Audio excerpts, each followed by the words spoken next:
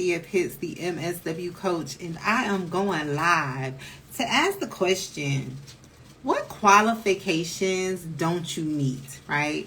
So I hear from social workers a lot that you know what job you want. Maybe you don't know what job you want, but let's just go with it. Maybe you know what job you want, but what qualifications do you need to get that job? Do you know? Hey, as you're coming in the room, how you doing? Drop in the chat. Let me know how you're feeling, where you're logging in from. I want to talk about or ask the questions. What do you know? What qualifications you really need to get the job that you want, right? And I ask this because many people believe they know when they really don't know. So I wanted to gauge to see, what qualifications do you need to get the dream job that you want, right? Some social workers are like, oh, I need leadership experience. Some other social workers may be like, oh, well, I really need, I don't know, I'm just making up something, project management experience, right? And my response back to that is, what if I told you already have that experience? Right? What if I said that you could hit apply literally on the job that you've been wanting for years tomorrow if I showed you how you have that experience as a case manager, right? But before we can even get to that, I need to know or better understand, what qualifications do you think you need, right? Because some people, again, think they need one thing when in reality they may need something else, or they may already know. So let's see. Okay, Holly, I'm going to hot seat coach you. Okay, virtually. Certain years of experience. Okay. What type of experience specifically? Is that leadership? Is it, I don't know. Tell me a little bit about the jobs that you want to target and what type of experience do you feel you need? And then with that, my next question is, how do you know you need that? Have you verified it? Did you talk to someone? Like, give me a little context, right? Because what I'm finding, and this, I just literally hit end on coaching for the day. I coach both of my group coaching programs, my micro to macro career accelerator for social workers. That's my full 10-month group career coaching program. I finished coaching them at 4, and then from 5 to I finished coaching them at 3, and then from 4 to 5:30, I was coaching my macro and paid community, to people who have come through my program and were strategizing about their next macro job.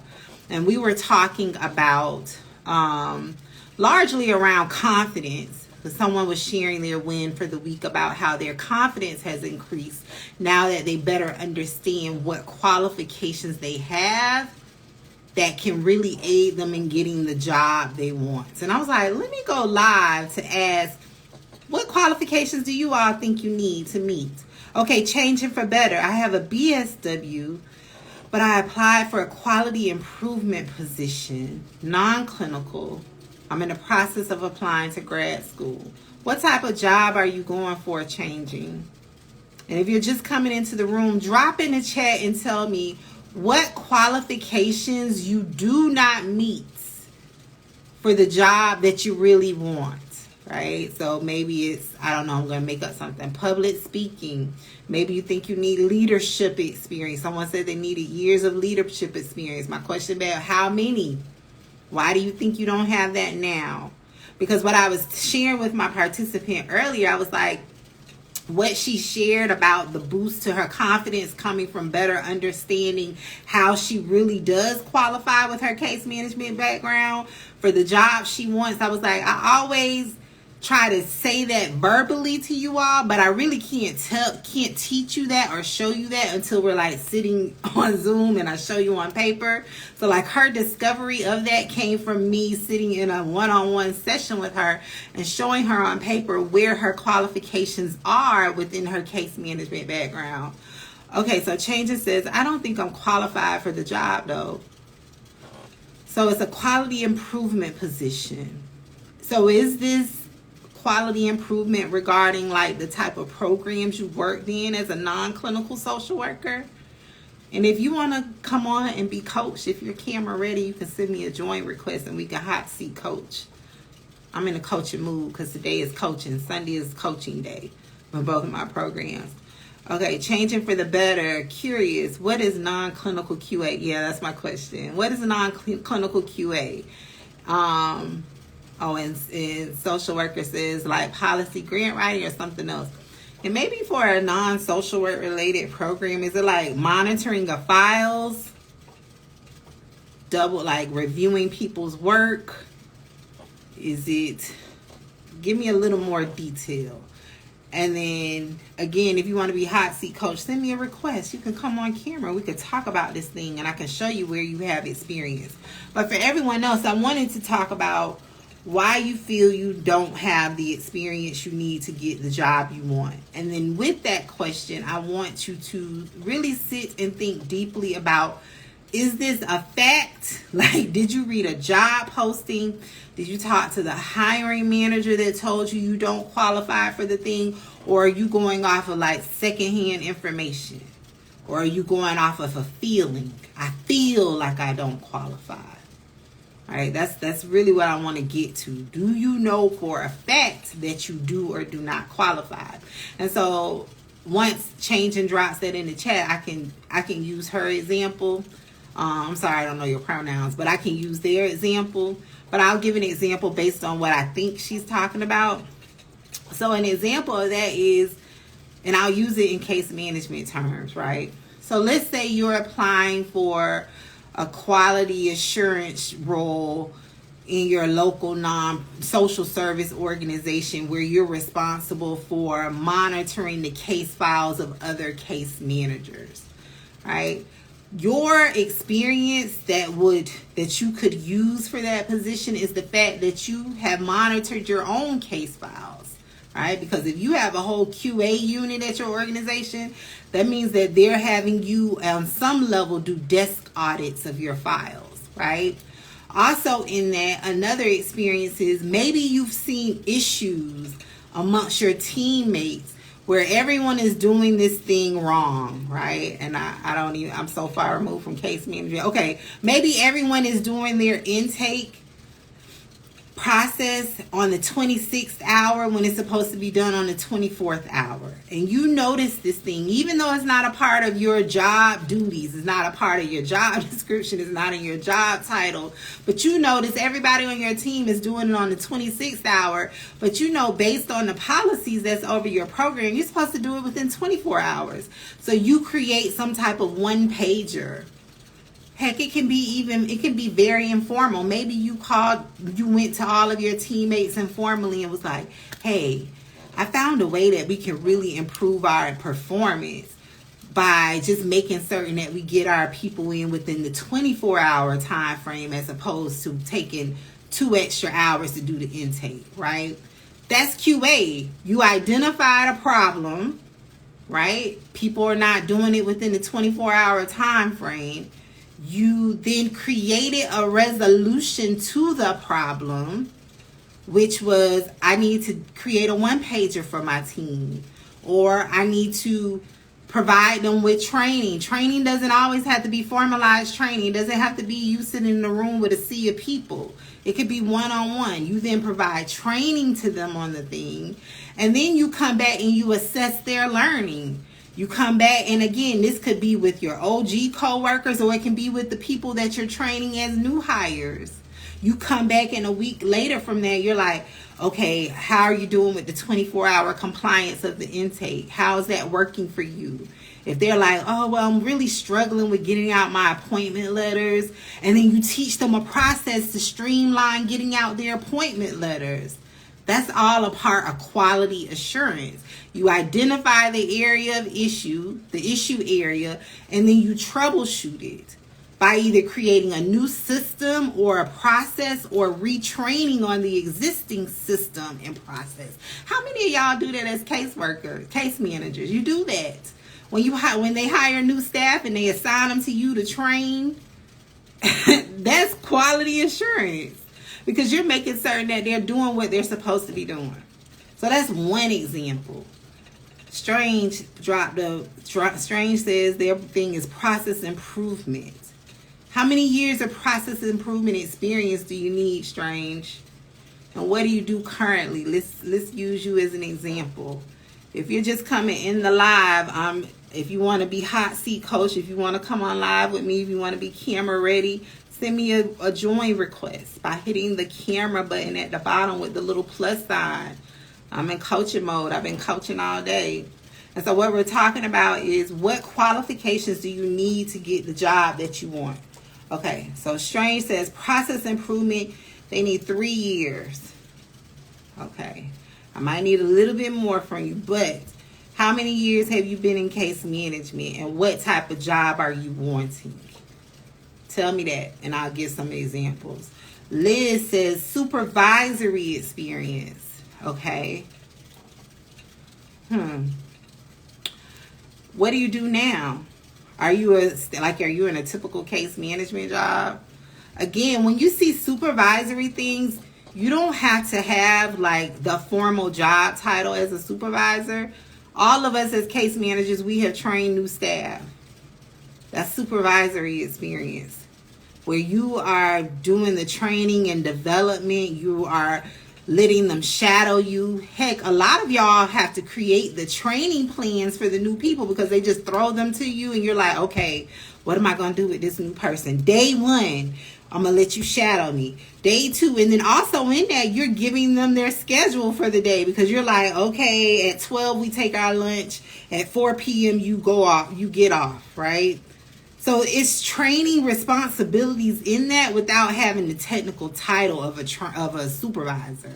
Excuse me, there's supervisory responsibilities in that without having the technical title as a supervisor. How many times have you had to give people new hires feedback on their work?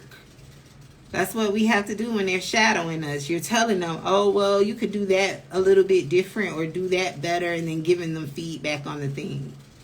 Right? So you don't have to have the technical title, because as case manager, you really truly get all of the experience under the sun. It's about knowing how to strategically identify those experiences. Social worker, you don't always need supervisory experience. It depends on the job. I was a supervisor and did voluntary demotion to get into another position to gain experience in my preferred area. Yeah. Also, another way to get supervisory experience, it can be in a volunteer capacity. Now, I am not an advocate. I'm not saying go volunteer when you need a paid job. That's not what I'm saying. But when I say volunteering, I'm saying do it from a strategic angle. I'll give an example. One example that I always give, like if you have aspirations of being on a board of directors, and you've never done that before, instead of looking or targeting a paid board of directors position, you need to go find a volunteer board of directors position. Right? This is why you have to be proactive rather than reactive, because if your plan is to do that in 5 years or do that in retirement, you could be doing things now to strategically get that experience. So you can go volunteer for your local, your favorite nonprofit, the humane shelter, whatever it is in your community, and ask to be on their board as a voluntary member, because those organizations need volunteers.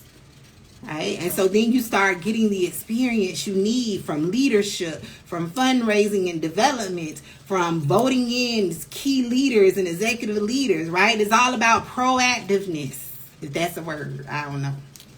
But it's about being proactive.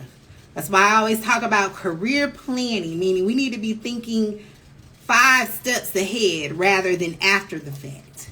Not waiting until once you're burnt out to be thinking about what you want to do. Think about it beforehand. So let's see. Strange, 12 years case management experience in long-term care and acute care management. I'm looking to transition to senior policy analyst. Okay. Liz March, that's very helpful. Thank you. You're welcome. You already had a supervisory experience. Okay, so strange things. When you are, and this is, I don't believe in coincidences, but the coaching call I just got out of, one of my coaching clients was asking me to explain again how I landed my policy job. And I got on my whole soapbox about why I got that job, right? So when you are targeting policy analysts, policy related roles, the key to, because what did you say what experience you needed? You said you needed process improvement. Process improvement in relationship to policy analysts, you have a competitive edge against other applicants. And this is what I was telling them. because you've worked in the actual environment that they're working towards improving the process in, right? A lot of people that do policy have never worked in the actual environment where the policy is being implemented. So you have experience, especially if you've done it for 12 years. You have to look at it from a different angle, not looking for, did I have a job that had process improvement in the job description or job title? How you need to look at it is, in your work over the last 12 years, what issues have you identified and what ideas have you come up with to fix it, right? Even when nobody asks you, ain't nobody care to ask you, strange, what are the ideas you have? But you have had ideas.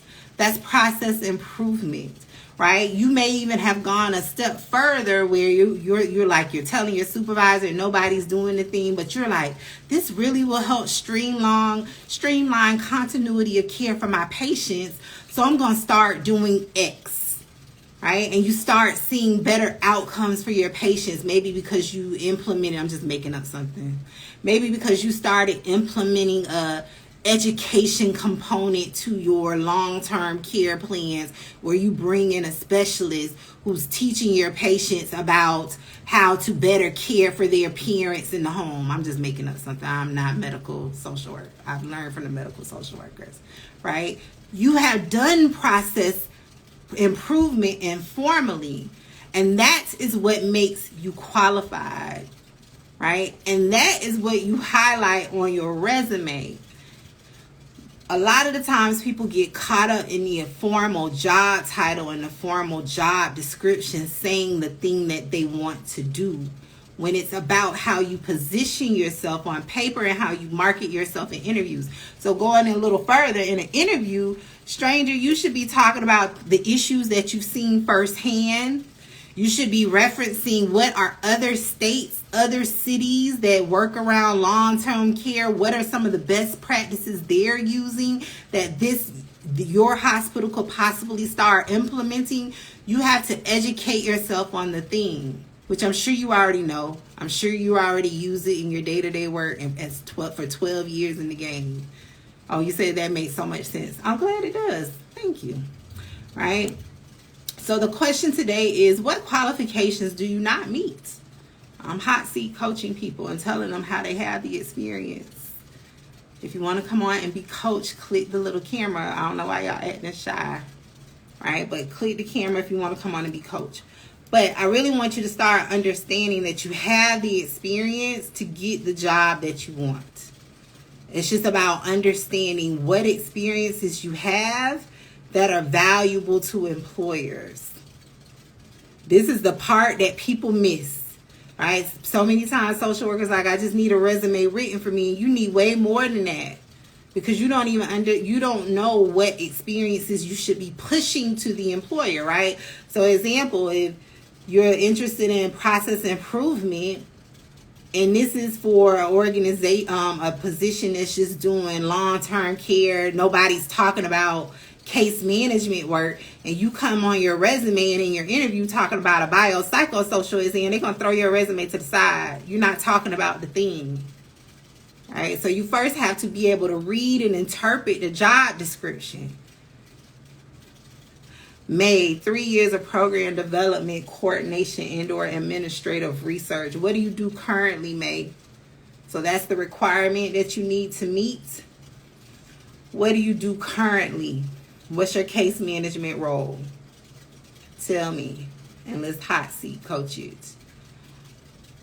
But it's all about reading and interpreting the job description, right? To really break down, what are they looking for? What does the job description really say the requirement is? And going based off of facts instead of what you feel you need, right? Also, it's important to learn the key words you should be looking for in the job description. If you see the keyword, if you see the word being used of preferred versus required, preferred and required are two completely different things. If it says preferred, that's a wish list item. If you don't meet it, you still should apply. You should still apply. Right? That goes into the much deeper conversation of people thinking they have to meet every bullet on a job posting. You don't. Okay, so May, I'm a mitigation specialist in the mental health substance use unit. And before that, I was a forensic social worker in the general crime defense unit. Okay, so I'm not certain what mitigation specialist is, but I can dissect it based on what I know about transferable skills. So 3 years of programmatic program development, coordination, and administrative research. Okay, May gonna come on live with me. All right, May, let's do it.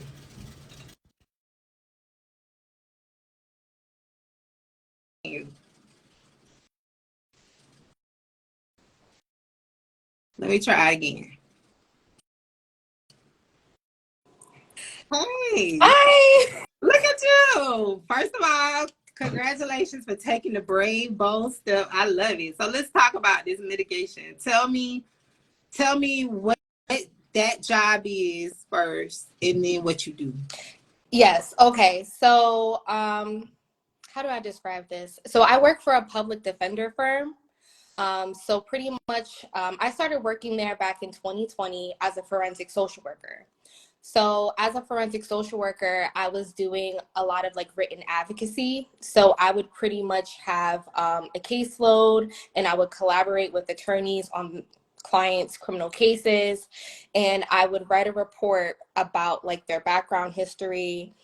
Sometimes I would incorporate like research articles, statistics, just depending on the themes that I pick up in the client's interview.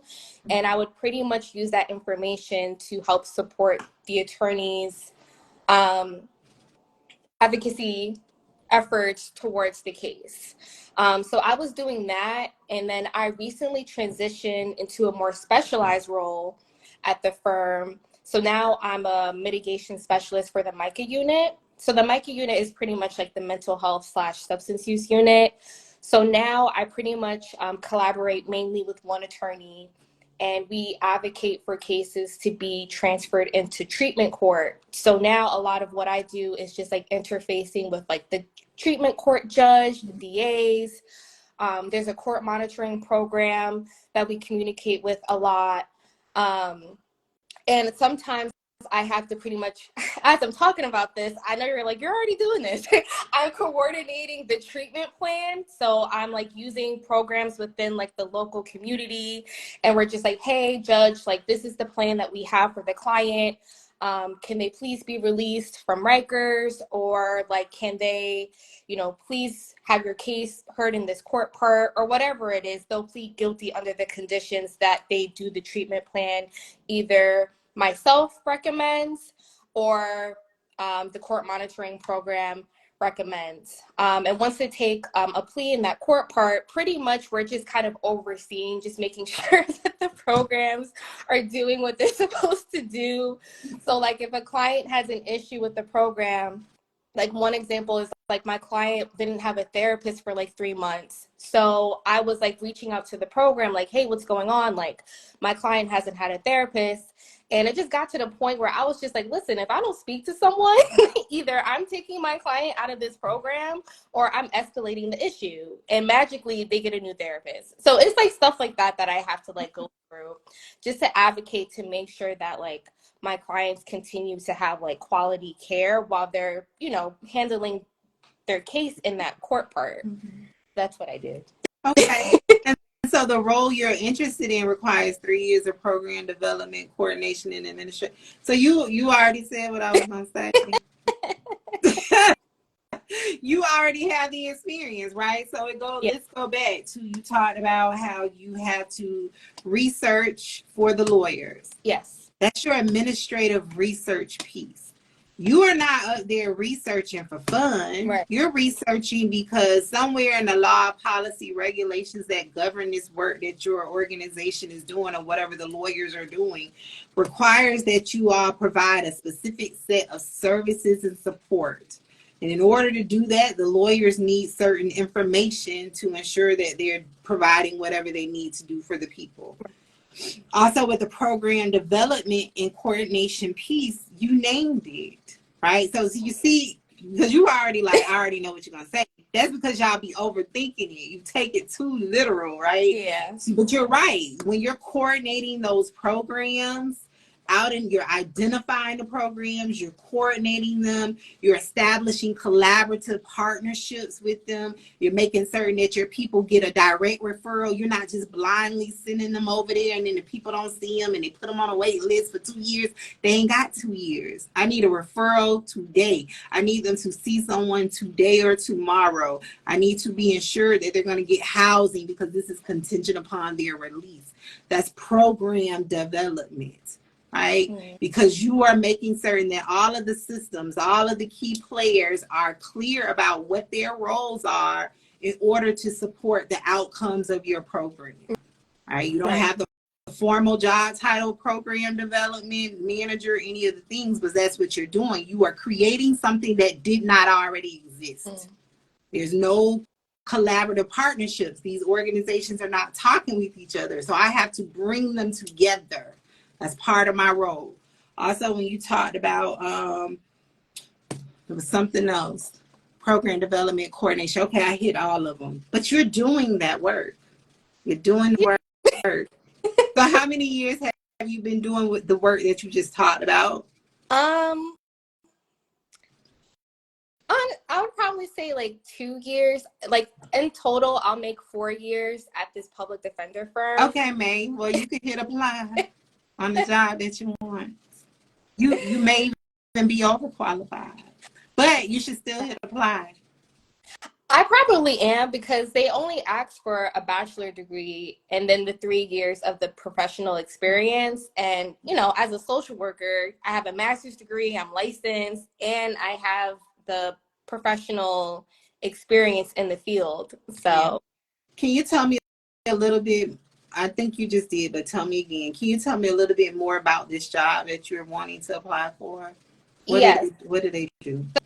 So the title is Statewide Mental Health Program Coordinator. This is for the New Jersey courts. And they say, I have the listing up here. So under the general direction of Chief of Adult Supervision and direction of the Mental Health Program Manager, they're looking to provide support to 15 local probation divisions statewide, and will be responsible for providing expertise on mental health issues and the development of policies, procedures, research, and technical support. So in your work currently or in the past, have you dealt on mental health related topics? Yes. So before I even got to the public defender firm, like when I first came out of grad school, my title was wellness specialist, and I was working for an intensive supportive housing program. So we would get our referrals from state and local psychiatric hospitals, and I would go up to the hospitals and do the assessments on clients to determine whether or not I felt like they were eligible or appropriate for our intensive supportive housing program. And then based on whatever credentials you have, like we would meet with them in the community and we would do, like, well, for me, I would do like more so clinical interventions. But if they need like as social security, we would do that. Housing, we would do that. Hospitals, we would do that. Like literally anything that they needed, we were there to support them. So I had a lot of interface in that role with multiple hospitals, just advocating just for like appropriate services, appropriate discharge planning, and just making sure that our clients, when they were in crisis, were getting the appropriate services that they need while they were hospitalized. So most definitely between that experience and your current roles, you meet the qualifications for that job, right? So the natural next step, if you are interested in program management type roles, could be this position. That would be like natural progression to go into this role. And what makes you qualify is all of the things I named before in combination with the fact that you have worked directly with people experiencing mental health, needing mental health support. So you know what the issue looks like, you know where the gaps are, as well as you have your current experiences where you are working directly with the court system, because you just read that in that job description. Between all of those experiences, you meet the qualifications. Nowhere on your resume currently may not say program development, coordination, all research, but you've done that, right? Because even with getting your participants connected to the things that you were connecting to within the mental health space, housing, I believe you said it was, you had to go and refer to some type of policy, some type of something, some type of cheat sheet, one pager that says when people come into our program within 30 days, we need to have them connected with housing. That's administrative research. You didn't pull 30 days out of the sky. You read that somewhere. Someone told you that. That's administrative research. Right. So, and then in that also, again, another aspect of the administrative research could be like around how do you even determine what type of housing they qualify for? Or even with your current job, how do you determine what types of programs or services they get, right? How do you educate your people on what they can get under your program? You had to go out and read literature, I don't care if it was a Google search. That's administrative research where you Google the city website that says we could connect everybody that's re-entering into society with housing and mental health services. Right. You are qualified. Hit apply. Thank you. You're welcome. Thank you for being brave enough for coming on. But that is where this is a great example of how people are like, I don't meet the qualifications, when you have to go much deeper than the sentence on the job description. Because as case managers, we really do meet the qualifications for the jobs that we want. That's why I'm having the workshop. So thank you. What's your real name? Is it Nate? Oh, it's Malaysia. Okay, Malaysia. So update me. Let me know when you hit apply. Keep me posted. Thank you. All right. Bye. Happy macro career planning. So if anyone else wants to be hot seat coach, you can send me a join request. But that's a great example of, I don't know if you all heard me say it, but if anyone else wants to be hot seat coach, send me a join request, hit the little camera button with the plus sign. But that's a great example of how many of you already have the experience you need. And Malaysia, it wasn't until she was talking about it out loud, and I'm probably sure she was been reflecting on stuff that she's heard me say, did she realize she has the experience to get the job that she's been wanting, right? That's true for many of you. And if you don't have the experience, it really truly could be a very easy fix to get what you need, right? But we first have to determine, are you operating based on facts or feelings? That's why I did a whole post about it last week. I sent out some emails. I did a live, I think, about, are you really certain that you need the requirement? Is this based on something that you've read? Have you really investigated it in depth to say, this is what I need and this is where I'm lacking? Have you sat with your experience? Have you really looked at the job description? That's why I'm having the workshop I'm having, to really teach you how to decode a job description and assess your experience to say, do I have the experience already? Because a lot of you all do. Are there any other questions? Lots of people got aha moments tonight on this thing. I love it. Stranger Things is going to hit apply because she already has the experience.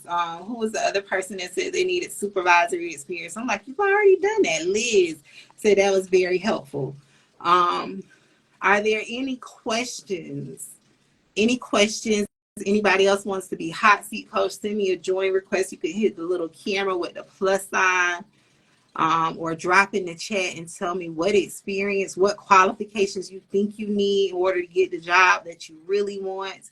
And I can tell you how you already have the experience. And so people are like, that's dope. Wow, you lit. Yeah, it comes from years of reading job descriptions and years of learning how to translate it to what we do as social workers. All right, so I'm going to wait a few moments. If you don't know, I'm having a live workshop next Sunday, October 22nd. If you found anything that I've done today on this live helpful, that workshop is for you. Because what I just did, I'm going to teach the actual strategies of how I became good at really uncoding or decoding what experiences social workers have to get the jobs that they want. Because a lot of you think you need another degree, you need another certification when you don't. It's about taking a strategic look at what you've had and how that translates, what you've done in your past and how that translates to employers. So that workshop is only $97. It's 2 hours. If you came to my how to find a micro, macro, or micro, meso, or macro social work job, you know that I give you tangible strategies. People left with jobs that they found, jobs that they haven't ever been able to find on their own. So this is the second step to that process of learning how to read through the job descriptions, because many of you will never hit apply because you think you need you need 3 years of this. And I'm like, you already have it. You already have it. Angel, I believe I have the experience, but for some reason can't get the job. I interviewed for my dream job, but now I'm just waiting. I believe I had the experience, but for some reason can't get the job. When you say can't get the job, I know you said you just interviewed for your dream job, but prior to that, were you having issues with getting interviews, or were you having issues with getting job offers? That means you got an interview, but then they never extended you an offer. Tell me that. Changing for the quality improvement specialist job, they say I will be doing corrective action plans of correction, assisting the director in overseeing grant compliance, evaluating of quality improvement standards. So do you currently work on grants? Do you currently touch grants in any kind of way? Have you done that in the past? Why are you interested in grants? And you must have some type of background. Right now, I'm a support coordinator and I have the interview tomorrow. Oh, tomorrow. Okay, so assisting a director and overseeing grant. So grant compliance, I'm just going to talk about it in general terms because I don't you think you're available to go live. But in general terms, grant compliance is making certain that people are doing what the grant says. So I give a generic example in case management terms, right? So again, I'll stick with the 24-hour example. If you are working a job that says everybody needs to go through their intake process within 24 hours, a grant compliance officer is the one that comes into your organization and does the yearly monitoring overviews. They may even request you all send samples of your case files every few months. And what they're looking for, well, grant compliance, that's more regulatory. Grant compliance is connected to the money, right? So what they're looking for is to make certain, let's use a different example. Maybe your grant says you all have to serve 100 people every year. The grant compliance person is the person that verifies that you all have served 100 people, that you have provided the services that the grant stipulates. It's called grant deliverables. So maybe the deliverables say you have to provide 1 education workshop a quarter. In addition to that, you have to intake 100 people into your program. In addition to that, you have to provide supporter services, referrals for transportation and housing. The grant compliance person is the person that comes in yearly, usually, it may even be quarterly, to see if you have done what they said you needed to do to get their money. All right. They also look at your monthly reports. And so this is the part that case managers are usually far removed from, right? Your supervisors have to submit monthly reports to the grant funders. And how this looks like for you, how do you support this work? Has your supervisor ever asked you, how many people did you see this month? Maybe you told them verbally, maybe you had to write it up in a report. I saw 60 people. For the 60 people, I provided 10 bus passes. In addition to that, I provided 30 referrals for housing. They're not just collecting those numbers for fun. Those numbers are then put into the grant funder report that is sent to the grant funder, which would be the grant compliance person, or it may even be somebody in-house to your organization that's tracking to make certain that each month we have served 15 people. The next month after that, we served 15 more people. So by the end of the year, you all have the 100 number that you're required to get your money from the grant funder, right?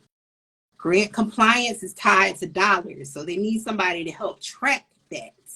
So how you can talk about it, what makes you experience is the fact that as a case manager, you have tracked your numbers monthly to support the grant funder deliverables. Really, you should be whipping out the grant that's over your program, that's funding your program, to really get a good understanding of what the deliverables are for your organization, but you probably don't have time for that.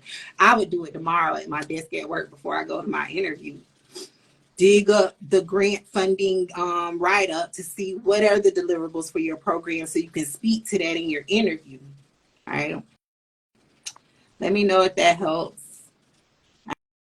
And I know you will do well on the interview tomorrow. Angel, issues with getting interviewed in the start is your resume. Yeah.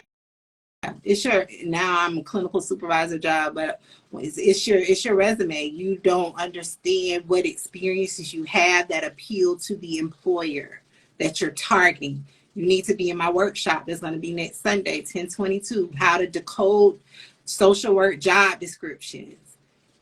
The first step of being able to write an effective resume is learning how to read and understand and apply the requirements to your experience. So that workshop is for you.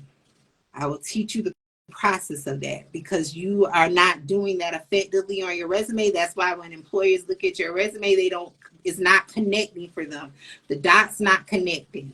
They are not getting that you, in your mind, I'm sure you are. Heck, if we even talked about your experience right now, I'm sure you have all of the experience, but it's not translating on the resume because you don't understand what experiences to highlight. Because we as social workers, we have so much experience, you don't know how to weed through it, right? So that's why I say the workshop is the first step to being able to translate and know, okay, on my resume, I'm only going to put my experience with seniors and my experience with project management work.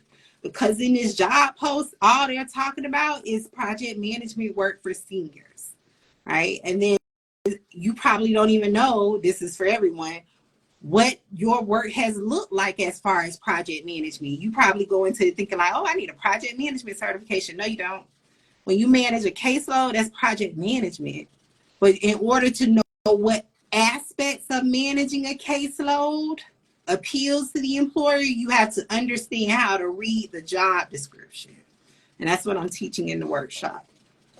Oh, okay, good, Change it. I'm glad it helped. She said, yes, thank you. You're welcome. You got it. You got the job. Do you coach social workers on how to transition to coaching and scaling from solo to group practice? Oh, okay. Well, we're talking about jobs over on this live. Okay, so are there any other questions? Any other questions? Any else want any hot seat coaching? If so, send me a join request. You can hit the little camera with the plus sign, or you can drop in the comment section what experience you think you have, and I can show you how you already have it. It would be good if you go on live and we can talk about it, because I will have some follow-up questions. And for the workshop that's on October 22nd, there are a limited number of spots and they're already filling up. And I won't offer this workshop again. So I encourage you to come learn something that you don't already know. And again, my workshops are not feel-good motivation workshops. We work. We work. And there's people on this live right now that have attended my workshops and that are in my paid group coaching program. My strategies work. People were sharing their wins today in my paid career coaching program. They went on interviews this week, waiting on job offers, all of the things, right? You have to learn new stuff in order to do something new. So I don't see any other comments coming in, any questions, any requests, any of the above. If you have any questions, if you want to know if the workshop is good for you, message me. Let's talk about it. What I teach you will not learn anywhere else. I can promise you that. Not applicable to social workers. That's the other thing. I get a lot of social workers that come to me and say, I went to someone else to get a resume wrote, a non-social worker. I got career coaching from a non-social worker and I'm still stuck in case management. Can you help me? I want you to come to me first, not as a second thought, right? I want you to come to me first. I'm a social worker. I know our work inside and out. Even though I have never worked in medical social work, school social work, I've worked with hundreds of social workers. I've learned what there is to know about all of the different areas of social work. I've had helped school social workers that were school social workers for 15 years who were past burnt out, get their dream macro jobs. Doing research work. You would never think a school social worker would have research experience, but I taught her how she did and taught her how to compete for the job. So what I'm teaching in the workshop is one component of my full program. This is a special opportunity. My full program is currently $3,000, but I'm doing this one special piece because you all think you just need a resume. And I'm always like, no, you need more than that. So this is one piece that you need that people don't talk to you about. How to read the job description, how to decode, how to really determine what experience you need other than a degree or a certification. Because you know, I'm always like, you don't need another degree. You don't need certification. You just need to learn how to translate your experiences based on what the employers want. So this workshop is designed to teach you that. You're welcome, May. Thank you. This is very informative, encouraging. You're welcome. How do we join the workshop on Sunday? Good question. The link is in the bio, because I didn't even say that. The link is in the bio. The link is in the bio. You can click the link in the bio, and it takes you directly to live workshop, how to decode your social work experience, and you can register. It's Sunday from 5 to 7 p.m. Good question, Angel. 5 to 7 p.m. Eastern Standard Time. You do get access to a replay. I would love for you to be live, right? Because I provide hot seat coaching.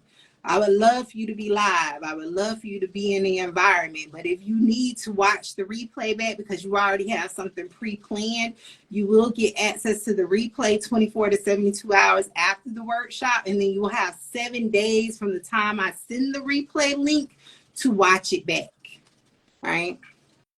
If you attended my workshop last month about how to find micro, meso, and macro social work jobs, this is the next step to that. You all said you wanted the workshop. I'm offering it. You need to be in the workshop to start moving towards getting the jobs that you found in the last workshop. Will you review my current resume? Not in that workshop, Angel. That's not a part of that workshop. But if you want to send me a message with your availability for the week, we can do a free 15-minute get to know you chat to see if you would be a good fit for my full group career coaching program. I teach inside of my group career coaching program how to write your resume and all of the things. I don't do that separately. I'm not a resume writer. I teach you how to write your own resume. All right, so send me a DM with your availability for the week, and we can meet on Zoom and talk about your needs, and I can explain my full group career coaching program. And that applies to anyone else. If you want to think about coming into my program, send me your availability for the week. Let's get on Zoom and talk about your career needs and my program and how it works together to get the job that you want. Oh, Angel, I've been listening to your podcast and you've been motivated. Oh, good. Been motivating me. I love it. Yes, Angel, we got to get you that job. All right, no more settling. Look, y'all going to get me warmed up. No more settling. Let's stop settling, right? And I'm talking to myself too. No more settling. We've done enough of that as adults. It's time to start going and getting what we want. That's what I have to tell myself. Like I was in the store the other day and I went in there for a specific thing. What was it? Oh, a notebook. I wanted a new journal. I'm a note taker. And I found one in in TJ Maxx, but it wasn't what I wanted the front to say. It wasn't like the type of inspiration I needed on my quote, right? For the cover quote. And I was going to buy it just to buy it. I'm like, Marthea, put it down, because I'm consciously working on to stop settling for just any old thing and taking whatever people are giving me. I'm not doing it no more. I'm not doing that. Right? So I was like, put the journal down and go to the store where you know they have it, right? And that applies to jobs. Stop settling. You have choices, right? So that's enough. I'm gonna leave y'all with that. But click the link in the bio. Come to the workshop. But y'all have a wonderful evening. Bye.